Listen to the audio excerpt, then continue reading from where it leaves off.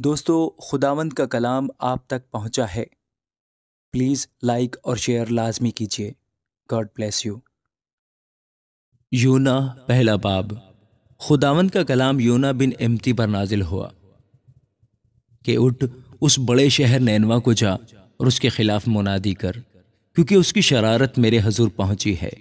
لیکن یونا خداوند کے حضور سے ترسیس کو بھاگا اور یافا میں پہنچا، اور وہاں اسے ترسیس کو جانے والا جہاز ملا، اور وہ کرایہ دے کر اس میں سوار ہوا تاکہ خداوند کے حضور سے ترسیس کو اہل جہاز کے ساتھ جائے۔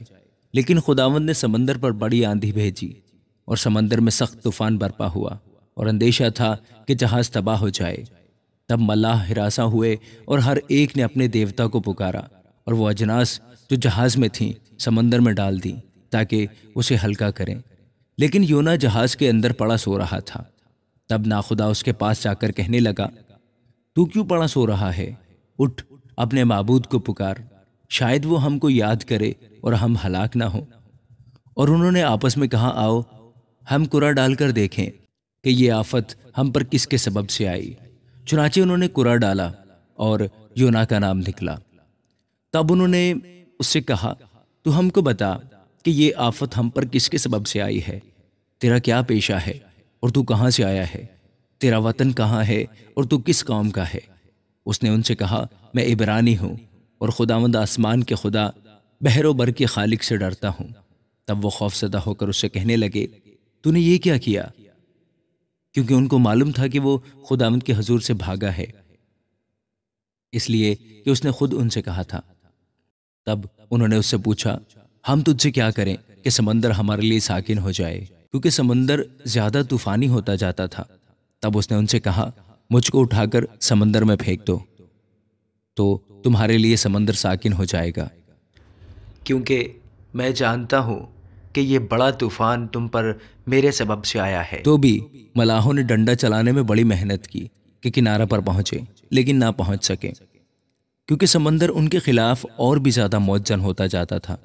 تب انہوں نے خداوند کے حضور گڑ گڑا کر کہا، اے خداوند، ہم تیری منت کرتے ہیں کہ ہم اس آدمی کی جان کے سبب سے ہلاک نہ ہوں، اور تو خون ناحق کو ہماری گردن پر نہ ڈالے، کیونکہ اے خداوند تو نے جو چاہا سو کیا۔ اور انہوں نے یونا کو اٹھا کر سمندر میں پھینک دیا، اور سمندر کا تلاطم موقوف ہو گیا۔ تب وہ خداوند سے بہت ڈر گئے، اور انہوں نے اس کے حضور قربانی گزرانی اور نذریں مانی۔ لیکن خداوند نے ایک بڑی مچھلی مقرر کر رکھی تھی کہ یونا کو نگل جائے، اور یونا 3 دن رات مچھلی کے پیٹ میں رہا۔ آمین۔ دوستو، خداوند کا کلام آپ تک پہنچا ہے۔ پلیز لائک اور شیئر لازمی کیجیے۔ God bless you. یونا دوسرا باب۔ تب یونا نے مچھلی کے پیٹ میں خداوند اپنے خدا سے یہ دعا کی، میں نے اپنی مصیبت میں خداوند سے دعا کی اور اس نے میری سنی۔ میں نے پاتال کی تہ سے دہائی دی، تو نے میری فریاد سنی۔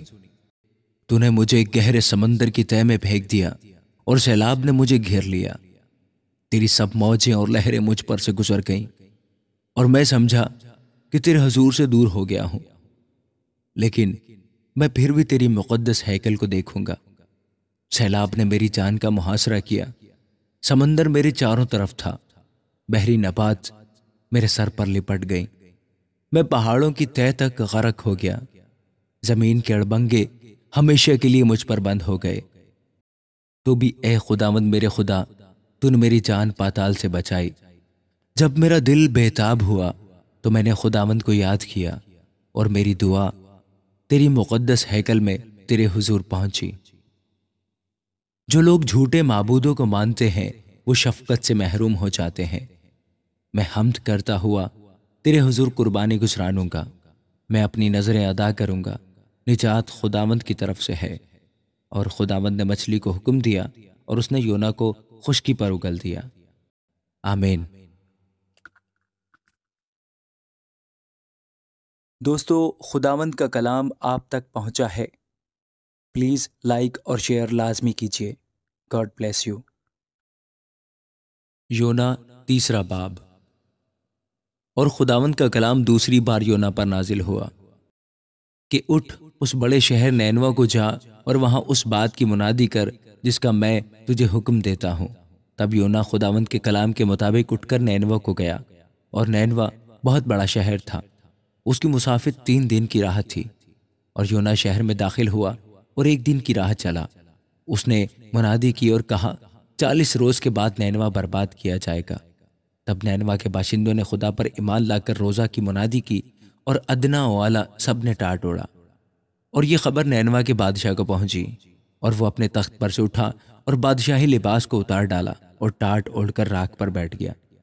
اور بادشاہ اور اس کے ارکان دولت کے فرمان سے نینوا میں یہ اعلان کیا گیا اور اس بات کی منادی ہوئی کہ کوئی انسان یا حیوان گلہ یا رما کچھ نہ چکھے اور نہ کھائے پیے، لیکن انسان اور حیوان ٹاٹ سے ملبس ہوں اور خدا کے حضور کریا وزاری کریں، بلکہ ہر شخص اپنی بری روش اور اپنے ہاتھ کے ظلم سے باز آئے، شاید خدا رحم کرے اور اپنا ارادہ بدلے اور اپنے قہر شدید سے باز آئے اور ہم ہلاک نہ ہوں۔ جب خدا نے ان کی یہ حالت دیکھی کہ وہ اپنی اپنی بری روش سے باز آئے، تو وہ اس عذاب سے جو اس نے ان پر نازل کرنے کو کہا تھا باز آیا اور اسے نازل نہ کیا۔ آمین۔ دوستو، خداوند کا کلام آپ تک پہنچا ہے۔ پلیز لائک اور شیئر لازمی کیجیے۔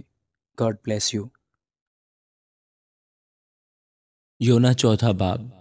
لیکن یونا اس سے نہایت ناخوش اور ناراض ہوا۔ اس نے خداوند سے یوں دعا کی کہ اے خداوند، جب میں اپنے وطن ہی میں تھا اور ترسس کو بھاگنے والا تھا تو کیا میں نے یہی نہ کہا تھا؟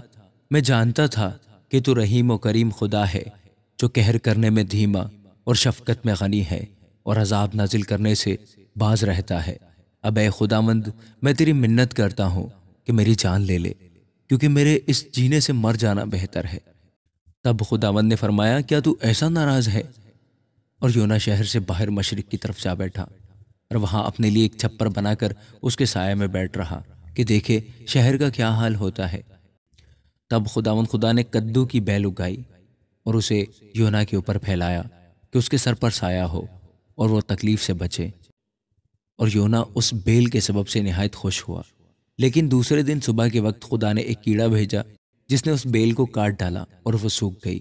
اور جب آفتاب بلند ہوا تو خدا نے مشرق سے لو چلائی اور آفتاب کی گرمی نے یونا کے سر پر اثر کیا اور وہ بے تاب ہو گیا اور موت کا آرزومند ہو کر کہنے لگا کہ میرے اس جینے سے مر جانا بہتر ہے۔ اور خدا نے یونا سے فرمایا، کیا تو اس بیل کے سبب سے ایسا ناراض ہے؟ اس نے کہا، میں یہاں تک ناراض ہوں کہ مر جانا چاہتا ہوں۔ تب خداوند نے فرمایا کہ تجھے اس بیل کا اتنا خیال ہے جس کے لیے تو نے نہ کچھ محنت کی اور نہ اسے اگایا، جو ایک ہی رات میں اگی اور ایک ہی رات میں سوکھ گئی۔ اور کیا مجھے لازم نہ تھا کہ میں اتنے بڑے شہر نینوا کا خیال کروں، جس میں 1,20,000 سے زیادہ ایسے ہیں جو اپنے دہنے اور بائیں ہاتھ میں امتیاز نہیں کر سکتے، اور بے شمار مویشی ہیں۔ آمین۔